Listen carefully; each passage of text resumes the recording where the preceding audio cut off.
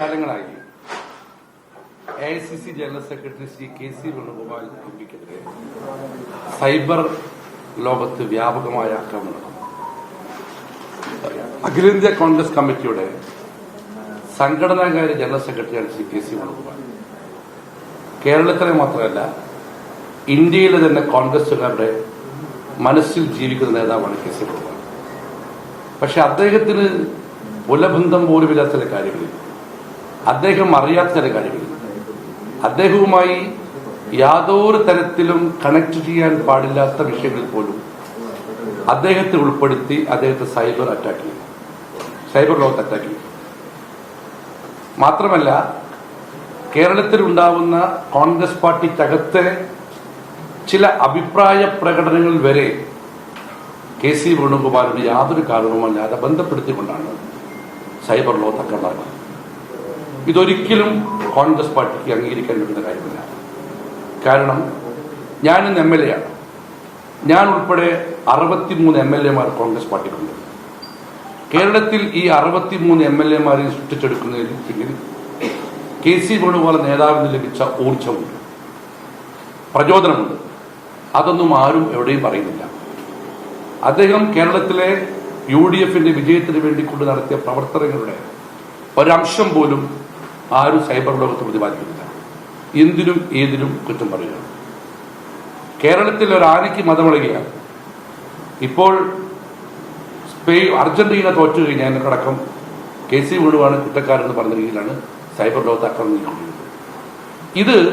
ഇതിന് പിന്നിൽ ഒരു റാക്കറ്റുണ്ട്, ഇതിന്റെ പിന്നിൽ ഒരു ശക്തിയുണ്ട്.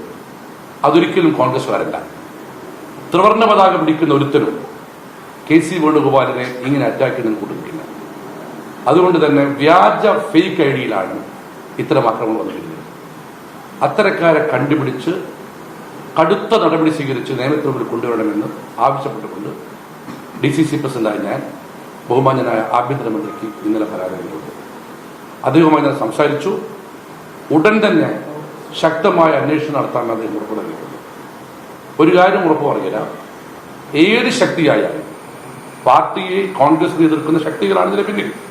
ഏത് ശക്തികളാണെങ്കിലും ഒന്ന് ഓർമ്മിക്കണം, അതിനെ പ്രതിരോധിക്കുവാൻ കേരളത്തിലെയും ഇന്ത്യയിലെയും കോൺഗ്രസുകാർ ഒറ്റക്കെട്ടായിട്ടുണ്ടാവും.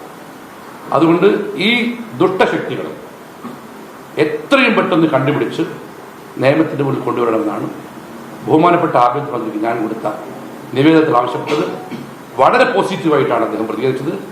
അദ്ദേഹം ഇന്ന് തന്നെ ഓഫീസിലെത്തി അതിന് വേണ്ട നടപടി സ്വീകരിക്കാമെന്ന് എനിക്ക് ഫോണിലൂടെ ഉറപ്പ് നൽകിയിട്ടുണ്ട്.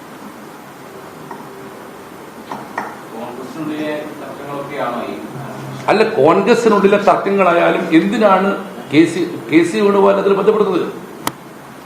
അദ്ദേഹം അദ്ദേഹത്തിന് എന്തിനാണ് കക്ഷിയാക്കുന്നത്?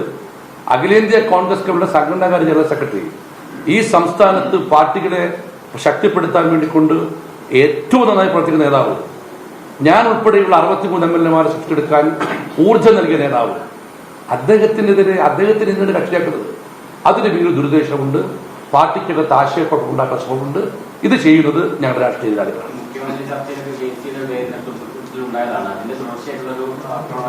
അല്ല, അതെല്ലാം ഞാൻ ചോദിക്കട്ടെ, മുഖ്യമന്ത്രിയെ ഹൈക്കമാൻഡ് പ്രഖ്യാപിച്ചപ്പോൾ ഈ രാജ്യത്ത് ഏറ്റവും ആദ്യം സാഹചര്യം KC വേണുഗോപാലാണ്. അതവിടെ കഴിഞ്ഞു.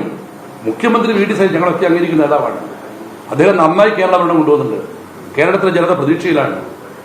മുഖ്യമന്ത്രി ഉൾപ്പെടെ, ഞാൻ 63 MLA മുഖ്യമന്ത്രി പറഞ്ഞത്, മുഖ്യമന്ത്രി ഉൾപ്പെടെ ആളുകൾ ഇതിനെ പ്രതിരോധിക്കുന്നുണ്ടാകുന്ന പ്രതീക്ഷ ഉണ്ടാവും. ഒരു സംശയക്കാര്യത്തിലുണ്ട. ഞാൻ മുഖ്യമന്ത്രിയുടെ കീഴിലുള്ള ആഭ്യന്തരമന്ത്രിയെ പരാതിപ്പെടുത്തിക്കുന്നത് അവിടെ സർക്കാർ, കാരണം കഴിഞ്ഞ് ആ സർക്കാരിന്റെ കാലം കഴിഞ്ഞു. പിണറായി വിജയൻ മുഖ്യമന്ത്രിയായിരുന്ന കാലത്തും ആഭ്യന്തരമന്ത്രിയായിരുന്ന കാലത്തും ഇത് വല്ലാതെ ഉണ്ടായിരുന്നു. പല നേതാക്കളെ പേരിൽ KC വേണുഗോപാലിന്റെ പേരുണ്ടായിരുന്നു, VD സതീശന്റെ പേരുണ്ടായിരുന്നു, രമേശ് ചെന്നിത്തലയുടെ പേരുണ്ടായിരുന്നു. അതൊന്നും ഞാൻ കണ്ടുപിടിച്ചു അന്വേഷിക്കാൻ പരാജയപ്പെടുത്താൽ പോലും ഒരു പരിഹാരം ലഭിക്കില്ല. ഇന്ന് VD സതീശനാണ് കേരള മുഖ്യമന്ത്രി, രമേശ് ആഭ്യന്തരമന്ത്രി. ഇതിൽ നടപടി ഉണ്ടാകുന്നതാണ് എന്റെ വിശ്വാസം.